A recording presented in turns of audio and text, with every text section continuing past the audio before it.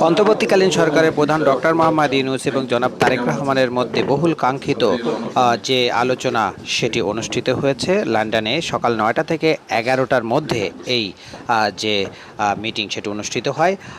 যখন ডক্টর মোহাম্মদ ইউনূস এবং জনাব তারেক রহমানের দেখা হয় তখন কিন্তু তারা কুশল বিনিময় করেছেন এবং আমরা দেখেছি যে একজনের স্বাস্থ্যের খবর নিয়েছেন। তবে সবথেকে বড় ইস্যু ছিল জনাব তারেক রহমান ডক্টর মোহাম্মদ ইউনূসকে কিন্তু বেগম খালেদা জিয়ার সালাম পৌঁছে দিয়েছেন। আপনার শরীর ভালো আছে? চলছে, টেনে টেনে চলছে। আমি বুঝতে পারছি। কঠিন অবস্থা। আম্মা সালাম জানিয়ে দিলাম। আমার অসংখ্য অনেক আসসালাম। বসে স্যার একটা বসে।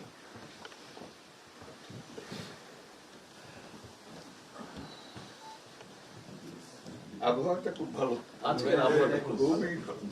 এই কদিন আমরা আছি অপূর্ব আবহাওয়াটা লন্ডনে এরকম একটা না এরকম পাওয়া দুপুর নাগাদ বোধ আরেকটু গরম হবে, টেম্পারেচার আরেকটু বাড়বে। খুবই এনজয় করলাম।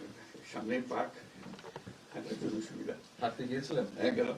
জিনিস খুব ভালো, এখানে হাঁটার অনেক জায়গা, হাঁটার অনেক। বহুল কাঙ্ক্ষিত এই আলোচনায় বিএনপির ভারপ্রাপ্ত চেয়ারম্যান জনাব তারেক রহমানের সাথে উপস্থিত ছিলেন জনাব আমির খসরু মাহমুদ চৌধুরী এবং